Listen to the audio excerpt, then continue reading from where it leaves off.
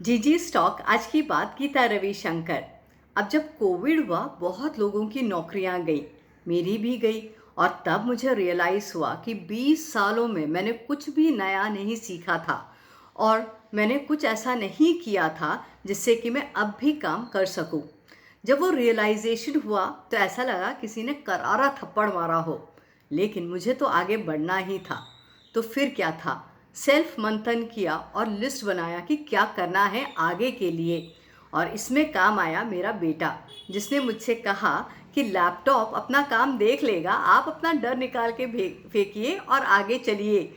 तो क्यों उसने ऐसा कहा? क्योंकि मुझे लैपटॉप छूने में भी बहुत डर लगता था और मुझे ऐसा लगता था लैपटॉप को ना कुछ हो जाए। इसीलिए उसने कहा था लैपटॉप अपना देख लेगा, आप आगे बढ़िए। और उसकी बात सही थी। उसी ने मुझे यूट्यूब से भी और बाकी जगहों से सीखना सिखाया।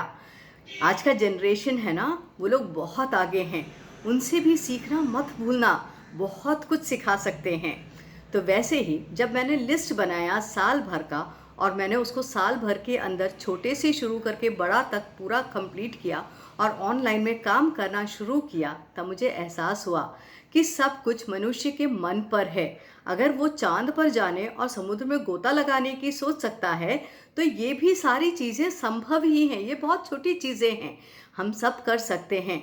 बस सोच अपनी सही रखना, माइंड सेट ओपन और पॉजिटिव रखना बहुत ज़रूरी है।